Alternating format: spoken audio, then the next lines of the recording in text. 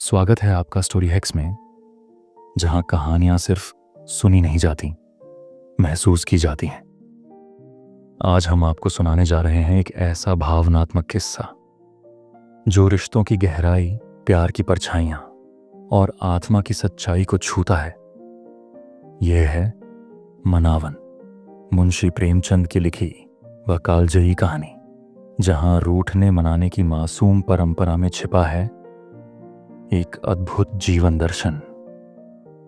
बाबू दया शंकर उन लोगों में थे जिन्हें उस वक्त तक सोहबत का मजा नहीं मिलता जब तक कि वह प्रेमिका की जबान की तेजी का मजा न उठाएं। रूठे हुए को मनाने में उन्हें बड़ा आनंद मिलता। फिरी हुई निगाहें, कभी कभी मोहब्बत के नशे की मतवाली आंखें से भी ज्यादा मोहक जान पड़ती, आकर्षक लगती। झगड़ों में मिलाप से ज्यादा मजा आता। पानी में हल्के हल्के झकोले कैसा समा दिखा जाते हैं। जब तक दरिया में धीमी धीमी हलचल ना हो, सैर का लुत्फ नहीं। अगर बाबू दया शंकर को इन दिलचस्पियों के कम मौके मिलते थे तो यह उनका कसूर न था। गिरिजा स्वभाव से बहुत नेक और गंभीर थी, तो भी चूंकि उनका कसूर न था। गिरिजा स्वभाव से बहुत नेक और गंभीर थी, तो भी चूंकि उसे अपने पति की रुचि का अनुभव हो चुका था, इसलिए वह कभी कभी अपनी तबीयत के खिलाफ सिर्फ उनकी खातिर से उनसे रूठ जाती थी। मगर यह बेनीव की दीवार हवा का एक झोंका भी न संभाल सकती। उसकी आंखें, उसके होंठ, उसका दिल, यह बहुरूपीय का खेल ज्यादा देर तक न चला सकते। आसमान पर घटाएं आती मगर सावन की नहीं, कुंवर की। वह पड़ती, कहीं ऐसा न हो कि हंसी हंसी से रोना आ जाए। आपस की बदमजगी के ख्याल से उसकी जान निकल जाती थी। मगर इन मौकों पर बाबू साहब को जैसी जैसी रिझाने वाली बातें सूझती, वह काश विद्यार्थी जीवन में सूझी होती तो वह कई साल तक कानून से सिर मारने के बाद भी मामूली क्लर्क न रहते। दया शंकर को कौमी जलसों से बहुत दिलचस्पी थी। इस दिलचस्पी की बुनियाद उसी जमाने में पड़ी जब वह कानून की दरगाह के मुजाविर थे और वह अब तक कायम थी। रुपयों की थैली गायब हो गई थी मगर कंधों में दर्द मौजूद था। इस साल कॉन्फ्रेंस का जलसा सतारा में होने वाला था। नियत तारीख से एक रोज पहले बाबू साहब सतारा को रवाना हुए। सफर की तैयारियों में इतने व्यस्त थे कि गिरिजा से बातचीत करने की भी फुर्सत न मिली थी। आने वाली खुशियों की उम्मीद उस क्षणिक वियोग के ख्याल के ऊपर भारी थी। कैसा ठोकना। बड़ी तारीफ सुनते हैं, दक्कन सौंदर्य और संपदा की खान है, खूब सैर रहेगी। हजरत तो इन दिल को खुश करने वाले ख्यालों में मस्त थे और गिरिजा उन आंखों में आंसू भरे अपने दरवाजे पर खड़ी यह कैफियल देख रही थी और ईश्वर से प्रार्थना कर रही थी कि इन्हें खैरियत ऐसे लाना। वह खुद एक हफ्ता कैसे काटेगी, यह ख्याल बहुत ही कष्ट देने वाला था।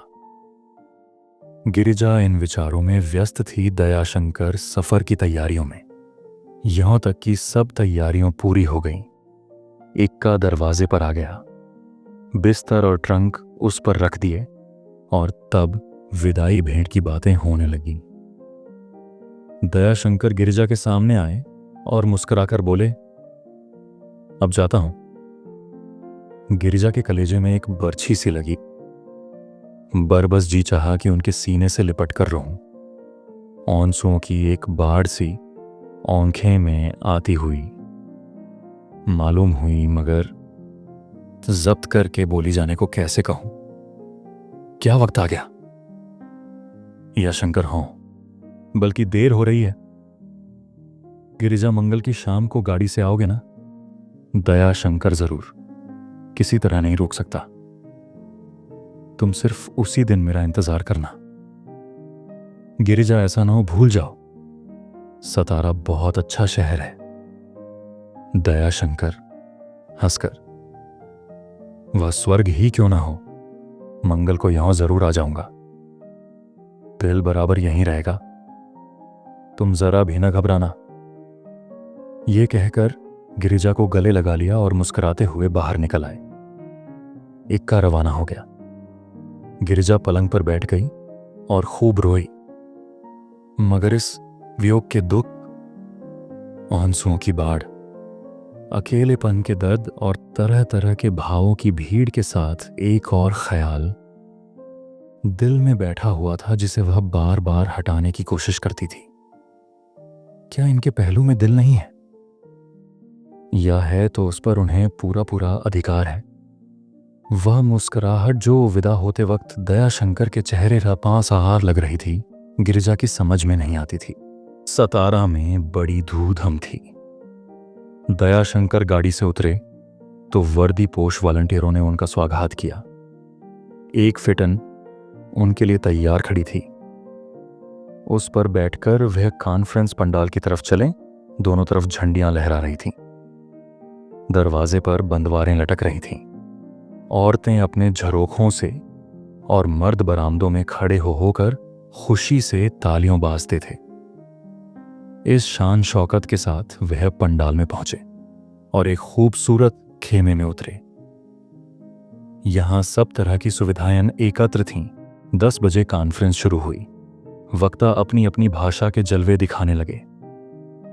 किसी के हंसी दिल लगी से भरे हुए चुटकुलों पर वाह वाह की धूम मच गई। किसी की आग बरसाने वाले तकरीर ने दिलों में जोश की एक तहर सी पेछा कर दी। विद्वत्तापूर्ण भाषणों के मुकाबले में हंसी दिल लगी और बात कहने की खूबी को लोगों ने ज्यादा पसंद किया। श्रोताओं को उन भाषणों में थिएटर के गीतों का सा आनंद आता था। कई दिन तक यही हालत रही और भाषणों की दृष्टि से कॉन्फ्रेंस को शानदार कामयाबी हासिल हुई। आखिरकार मंगल का दिन आया। बाबू साहब वापसी की तैयारियों करने लगे, मगर कुछ ऐसा संयोग हुआ कि आज उन्हें मजबूरन ठहरना पड़ा। बंबई और यूपी के डेलीगेटों में एक हॉकी मैच ठहर गई। बाबू दयाशंकर हॉकी के बहुत अच्छे खिलाड़ी थे। वह भी टीम में दाखिल कर लिए गए थे। उन्होंने बहुत कोशिश की कि अपना गला छुड़ा लूं, मगर दोस्तों ने इनकी आनाकानी पर बिल्कुल ध्यान न दिया।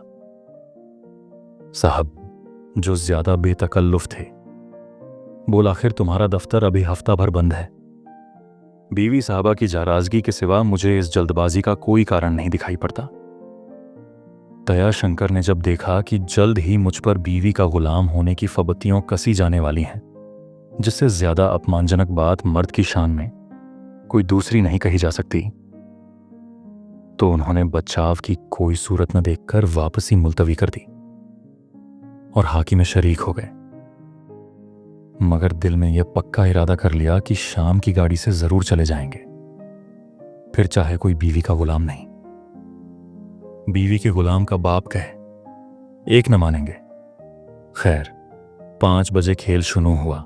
दोनों तरफ के खिलाड़ी बहुत तेज थे, जिन्होंने हॉकी खेलने के सिवा जिंदगी में और कोई काम ही नहीं किया। खेल बड़े जोश और सरगर्मी से होने लगा। कई हजार तमाशाई जमा थे। उनकी तालियों और बढ़ावे खिलाड़ियों पर मारू बाजे का काम कर रहे थे और गेंद किसी अभागे की किस्मत की तरह इधर उधर ठोकरें खाती फिरती थीं। दयाशंकर के हाथों की तेजी और सफाई, उनकी पकड़ और बेऐब निशानेबाजी पर लोगों को हैरान थे। यहां तक कि जब वक्त खत्म होने में सिर्फ 1 मिनट बाकी रह गया था और दोनों तरफ के लोग हिम्मतें हार चुके थे, तो दयाशंकर ने गेंद लिया और बिजली की तरह विरोधी पक्ष के गोल पर पहुंच गए। एक पटाखे की आवाज हुई। चारों तरफ से गोल का नारा बुलंद हुआ। इलाहाबाद की जीत हुई और इस जीत का सेहरा दयाशंकर के सिर था, जिसका नतीजा यह हुआ कि बेचारे दयाशंकर को उस वक्त भी रुकना पड़ा। और सिर्फ इतना ही नहीं, सतारा अमेचर क्लब की तरफ से इस जीत की बधाई में एक नाटक खेलने का कोई प्रस्ताव हुआ, जिसे बुध के रोज भी रवाना होने की कोई उम्मीद बाकी न रही। दयाशंकर ने दिल में बहुत पेचोताब खाया, मगर जबान से क्या कहते। बीवी का गुलाम कहलाने का डर जबान बंद किए हुए था। हालांकि उनका दिल कह रहा था कि अब की देवी रूठेंगी तो सिर्फ खुशामदों से न मानेंगी। बाबू दयाशंकर वादे के रोज के 3 दिन बाद मकान पर पहुंचे। सतारा से गिरिजा के लिए कई अनूठे तोहफे लाए थे, मगर उसने इन चीजों को कुछ इस तरह देखा कि जैसे उनसे उसका जी भर गया है। उसका चेहरा उतरा हुआ था और होंठ सूखे थे। 2 दिन से उसने कुछ नहीं खाया था। अगर चलते वक्त दयाशंकर की आंख से आंसू की चंद बूंदें टपक पड़ी होती, या कम से कम चेहरा कुछ उदास और आवाज कुछ भारी हो गई होती, तो शायद गिरिजा उनसे न रूठती। आंसुओं की चंद बूंदें उसके दिल में इस ख्याल को तरोताजा रखती कि उनके न आने का कारण चाहे और कुछ हो, निष्ठुरता हरगिज नहीं है। शायद हाल पूछने के लिए उसने तार दिया होता और अपने पति को अपने सामने खैरियत से देखकर वह बरबस उनके सीने में जा चिमटती और देवताओं की कृतज्ञ होती, मगर आंखों की वह बेमौका कंजूसी और चेहरे की वह निष्ठुर मुस्कान इस वक्त उसके पहलू में खटक रही थी। दिल में ख्याल जम गया था कि मैं चाहे इनके लिए मर ही मिटूं, मगर इन्हें मेरी परवाह नहीं है। दोस्तों का आग्रह और जिद केवल बहाना है। कोई जबरदस्ती किसी को रोक नहीं सकता। खूब, मैं तो रात की रात बैठकर काटूं और वहां मजे उड़ाए जाए ना। बाबू दयाशंकर को रूठों के मनाने में विशेष दक्षता थी, और इस मौके पर उन्होंने कोई बात, कोई कोशिश उठा नहीं रखी। तोहफे तो लाए थे, मगर उनका जादू न चला। तब हाथ जोड़कर एक पैर से खड़े हुए, गुदगुदाया, तलुवे सहलाए, कुछ शोखी और शरारत की।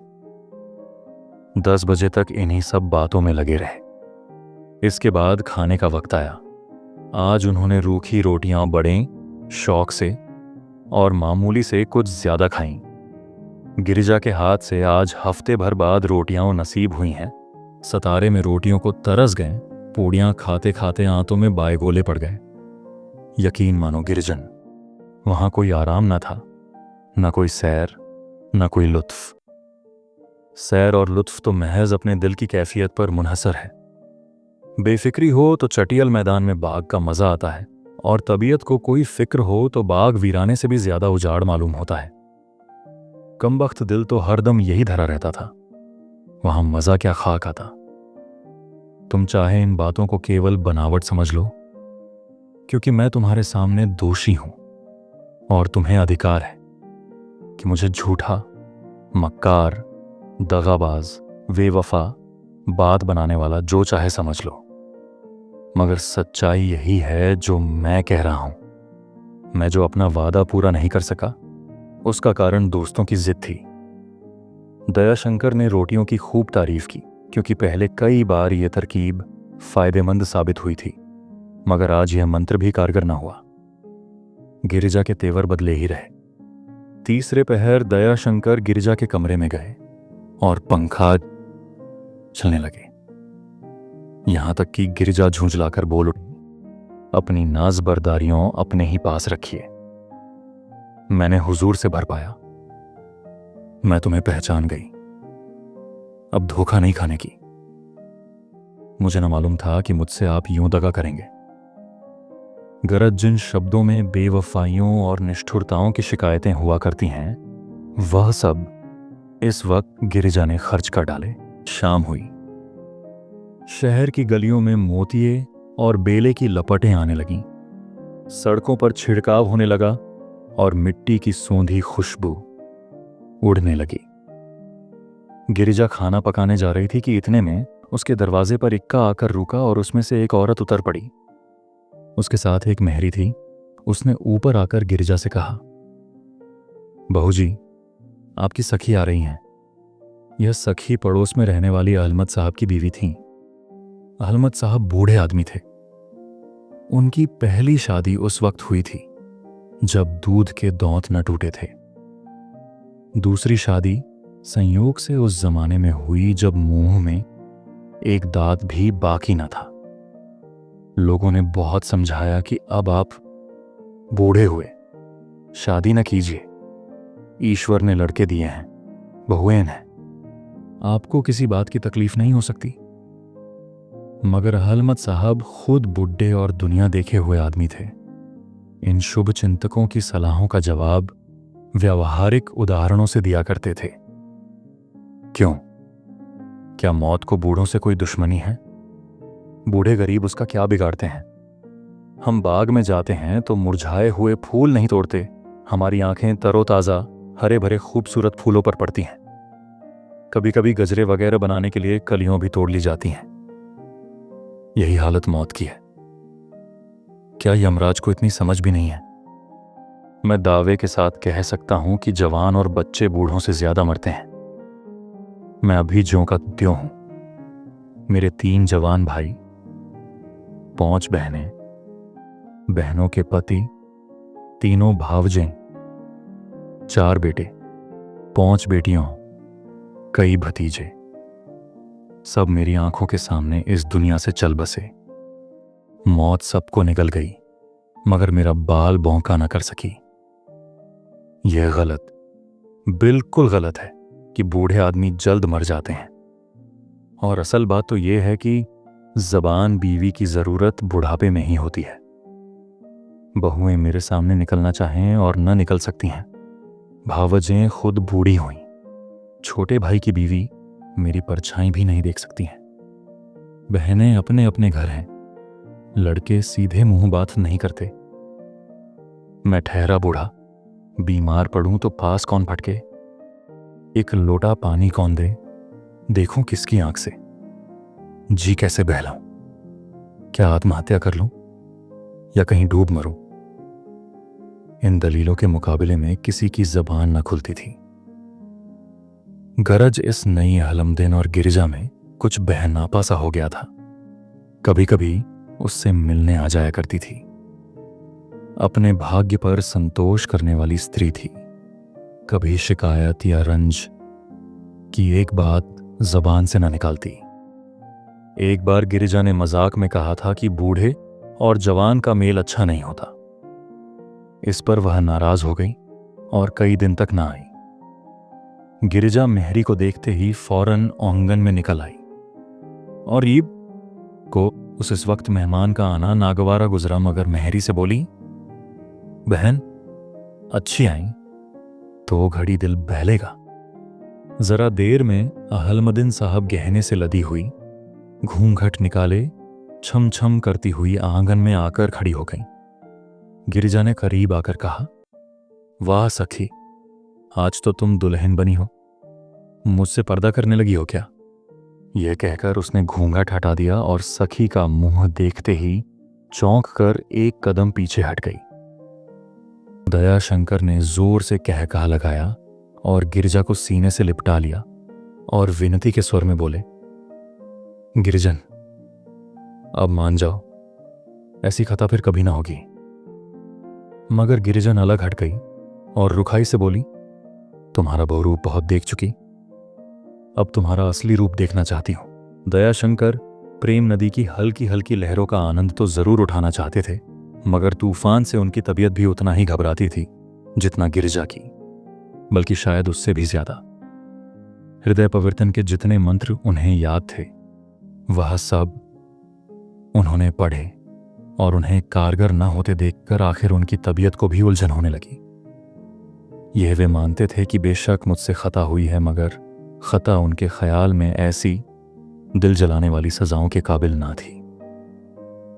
मनाने की कला में वह जरूर सिद्धहस्त थे, मगर इस मौके पर उनकी अक्ल ने कुछ काम न दिया। उन्हें ऐसा कोई जादू नजर नहीं आता था जो उठती हुई काली घटाओं और जोर पकड़ते हुए झोंकों को रोक दे। कुछ देर तक वह उन्हीं ख्यालों में खामोश खड़े रहे और फिर बोले, आखिर गिरिजन अब तुम क्या चाहती हो? गिरिजा ने अत्यंत सहानुभूति शून्य बेपरवाही से मुंह फेरकर कहा, कुछ नहीं। दयाशंकर, नहीं, कुछ तो जरूर चाहती हो, वरना 4 दिन तक बिना दाना पानी के रहने का क्या मतलब? क्या मुझ पर जान देने की ठानी है?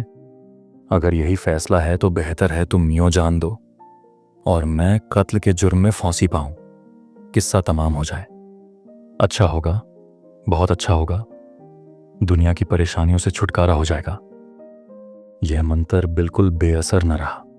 गिरिजा आंखों में आंसू भरकर बोली, तुम खामखाह मुझसे झगड़ना चाहते हो और मुझे झगड़े से नफरत है। मैं तुमसे ना बोलती हूं और ना चाहती हूं कि तुम मुझसे बोलने की तकलीफ गवारा करो। क्या आज शहर में कहीं नाच नहीं होता, कहीं हॉकी मैच नहीं है, कहीं शतरंज नहीं बिछी हुई है? वहीं तुम्हारी तबीयत जमती है, आप वहीं जाइए। मुझे अपने हाल पर रहने दीजिए, मैं बहुत अच्छी तरह हूं। दयाशंकर करुण स्वर में बोले, क्या तुमने मुझे ऐसा बेवफा समझ लिया है? गिरिजा जी हाँ, मेरा तो यही तजुर्बा है। दयाशंकर, तो तुम सख्त गलती पर हो।